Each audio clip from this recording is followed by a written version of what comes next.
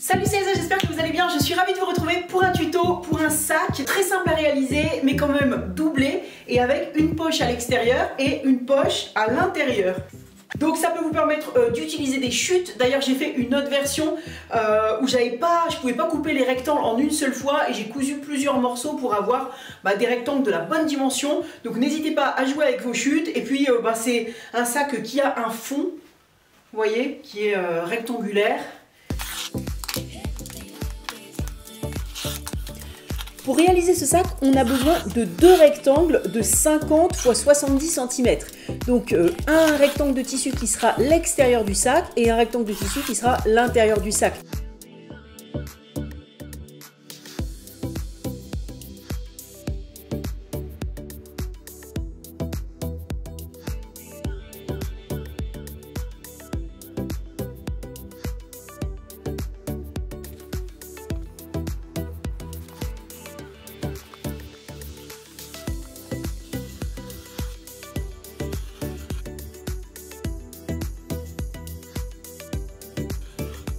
On a également besoin pour les anses du sac de deux rectangles de 22 cm x 18 cm.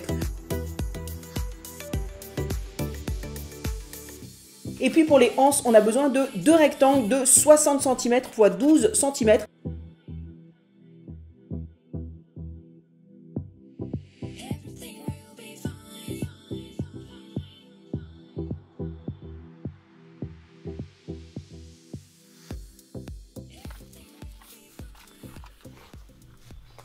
On commence avec nos petits rectangles. Donc on prend nos deux petits rectangles de 22 x 18 cm et on va venir surfiler les bords. Donc surfiler, c'est faire un petit point zigzag pour que le tissu ne s'effiloche pas. Alors on ne fait pas ce zigzag sur les quatre côtés, on fait sur deux petits côtés et un grand côté. Donc là j'ai fait un petit côté, un grand côté. Je fais le troisième petit côté et je vais m'arrêter là. On va ensuite replier d'1 centimètre chacun des bords qu'on vient de surfiler. Donc déjà je replie d'1 centimètre le bord inférieur, ensuite je viens replier sur 1 centimètre chacun des petits côtés, puis à chaque fois on presse au fer pour tout maintenir en place, le troisième côté, et sur le côté supérieur on vient faire un double repli, donc un repli d'1 centimètre, un autre repli d'1 centimètre, ce sera le bord supérieur de la poche. C'est pour ça d'ailleurs qu'on ne l'a pas surfilé. Maintenant on va venir piquer juste à côté de la pliure, donc à peu près à 8 mm.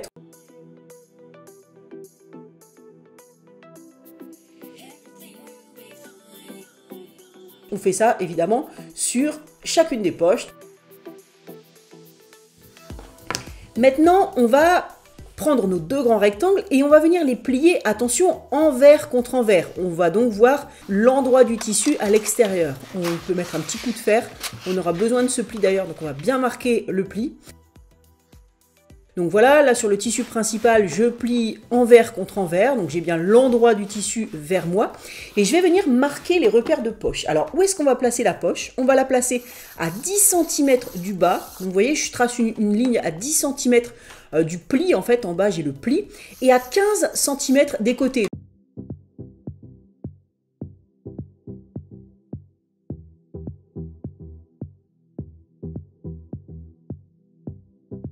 Je n'ai plus qu'à placer ma poche avec le côté qu'on a cousu vers le haut. Évidemment, on ne va pas le coudre ce côté-là, sinon on ne pourra plus rien mettre dans la poche. On va venir coudre les deux petits côtés et le côté du bas.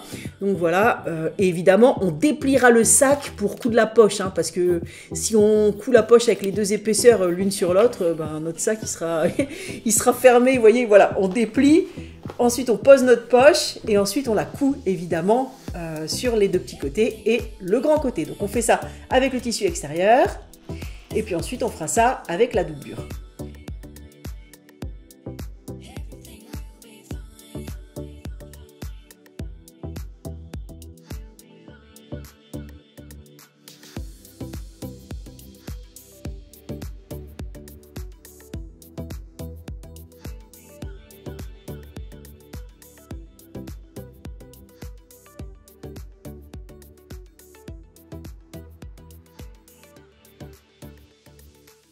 Nos poches sont prêtes, on a notre doublure et notre sac et maintenant on va venir les plier endroit contre endroit. Donc la poche se retrouve à l'intérieur et on va venir coudre les deux côtés. Attention dans la doublure, je ne le montre pas là, mais attention dans la doublure, on laisse une ouverture pour pouvoir retourner le sac. N'oubliez surtout pas l'ouverture. Par contre, dans le tissu extérieur, on vient piquer les deux côtés sans besoin d'ouverture. Ensuite, on va venir créer le fond du sac. Alors pour ça, c'est juste une petite technique de pli. Donc vous allez voir, c'est pas bien compliqué. Donc déjà, on remet bien notre sac sur l'endroit et puis on va avoir besoin de cette pliure. Alors on n'a pas vraiment besoin de la marquer, mais là je la passe à la craie pour que vous voyez que vraiment c'est cette pliure là, la pliure du fond du sac qui est très importante. En fait, on va venir mettre la couture qui est sur le côté du sac contre cette pliure. Donc le marquage, c'était juste pour vous montrer l'importance de la pliure. Alors, le sac, là, je l'ai remis comme ça sur l'envers. Voilà, c'était juste pour expliquer qu'il était sur l'endroit. Et vous voyez, ça, c'est la couture de côté du sac. On vient la mettre tout contre le fond du sac, la pliure du fond du sac. Donc la couture doit être bien alignée avec cette pliure. C'est pour ça qu'on l'a bien repassé au fer tout à l'heure. On vérifie à l'intérieur que notre couture est bien contre notre pliure. Voilà, et une fois que c'est fait, eh bien on va venir marquer une petite ligne à 6 cm de notre couture. Alors on peut ouvrir notre marge, donc soit au fer, soit à la main. Ce sera plus joli d'ouvrir la marge de couture. Et je viens tracer 6 cm le long de la ligne de couture. Et puis après, je fais des perpendiculaires pour tracer ce genre de petit bec comme ça sur le côté. Et on viendra piquer sur ce bec-là. Donc, moi, je couds avec presque aucune épingle. Là, je vous conseille quand même de mettre des épingles. Comme ça, tout tient bien en place, hein, parce qu'on a dû bien soigneusement le positionner. Donc là, je le refais de l'autre côté. Donc, la piqûre qu'on a faite du côté du sac vient contre la pliure du fond du sac, endroit contre endroit. On vient mesurer 6 cm à partir de la pointe. En ouvrant notre marge de couture, ce sera beaucoup plus propre. Donc on mesure 6 cm. Et ensuite, on vient tracer une perpendiculaire. Donc pour ça, on prend une petite équerre. Donc les règles de patchwork, c'est vraiment l'idéal pour ça. Je vous conseille, si vous aimez bien les accessoires, même si vous aimez bien la couture à l'occasion de faire l'acquisition d'une règle de patchwork, c'est toujours hyper pratique. Donc ici, on a notre sac.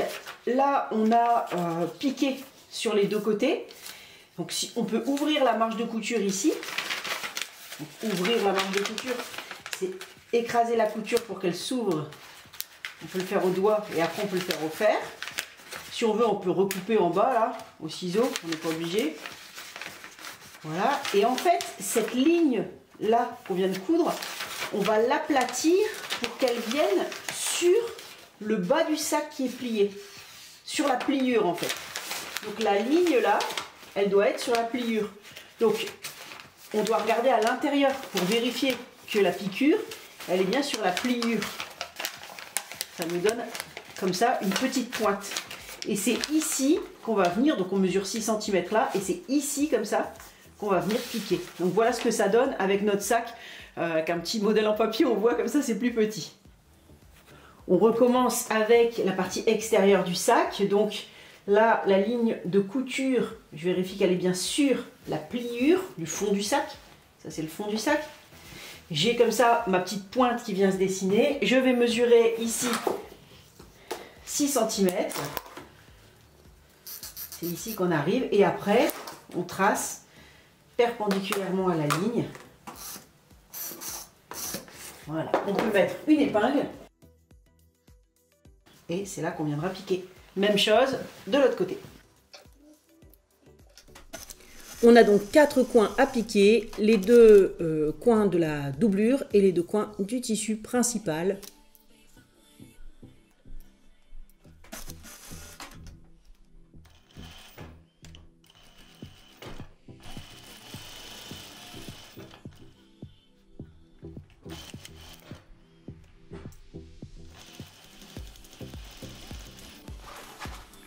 Maintenant, on va s'intéresser aux bretelles.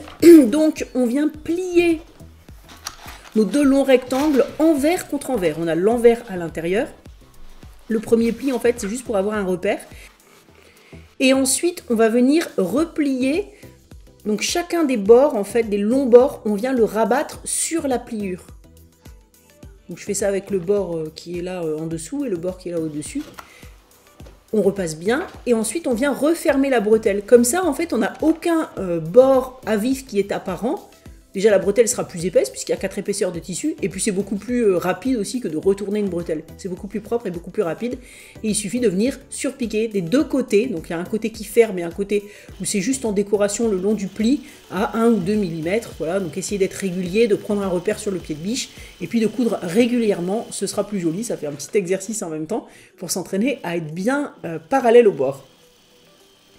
On vient faire ça évidemment avec nos 2 bretelles, à moins que vous ayez choisi d'utiliser des sangles toutes faites. Sur la doublure, on peut recouper les coins, à peu près à 1 cm. On ne va pas le faire sur le tissu principal, on va les laisser, ça renforcera un petit peu le sac. On va positionner nos sacs maintenant, endroit contre endroit, et on va devoir passer les bretelles à l'intérieur. Alors pour voir où on va passer les bretelles, déjà, on va marquer le milieu du haut du sac. Je plie en 2. Je vais faire un trait. Et ensuite, je vais mesurer 10 cm de chaque côté. Donc à 10 cm ici, je vais faire un trait. Et ici aussi à 10 cm. Donc on peut faire un petit trait. Il faut faire sur chacune des épaisseurs.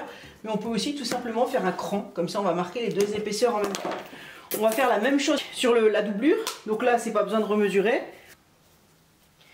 Je vais venir faire un petit cran à 10 cm du milieu de chaque côté. Ensuite, je vais remettre la doublure sur l'endroit et je vais la glisser à l'intérieur du sac. Alors, vous choisissez dans ce sens ou dans ce sens, soit vous aurez les poches l'une contre l'autre, soit vous les aurez dans le sens opposé, peu importe. Et puis, on va faire coïncider nos coutures de chaque côté.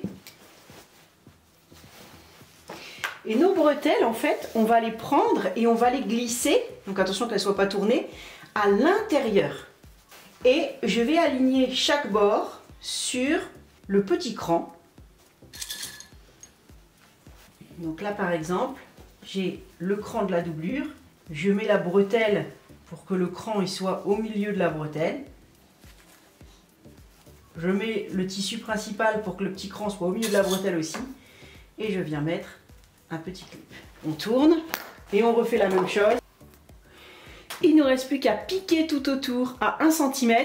Et quand on va passer sur les bretelles, on va faire plusieurs allers-retours pour bien consolider. Mais je vérifie au moment où on passe dessus que la bretelle soit bien droite et qu'elle ne parte pas de travers comme ça.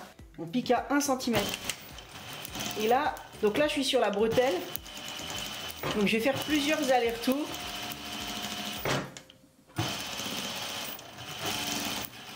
Pour que ce soit bien consolidé. Et après, on continue. J'arrive à une bretelle. Elle est bien droite.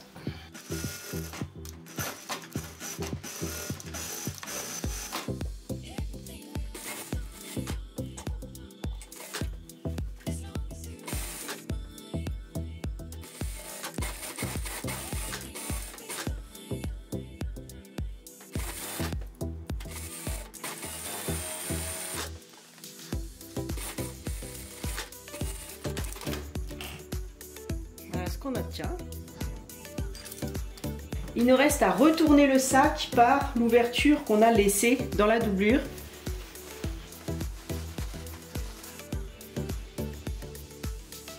On va refermer l'ouverture soit à la machine, comme ça, soit à la main.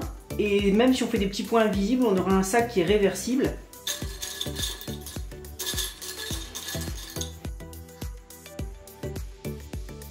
Et puis, il nous reste une chose à faire, c'est qu'on va surpiquer tout le tour. Donc, on va bien venir sortir la marge de couture. Il faut le faire à la main tout autour. On vient sortir cette marge. Et on va venir mettre un petit coup de fer.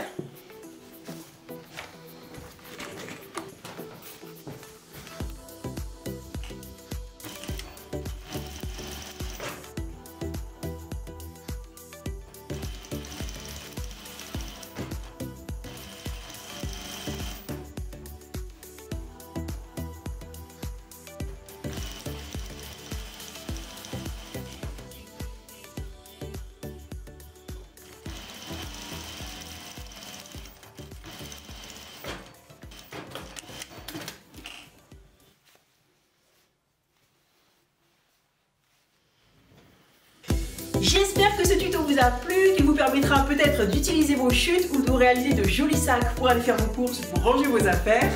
N'hésitez pas à mettre un j'aime si ça vous a plu et je vous retrouve très vite pour la suite. Salut!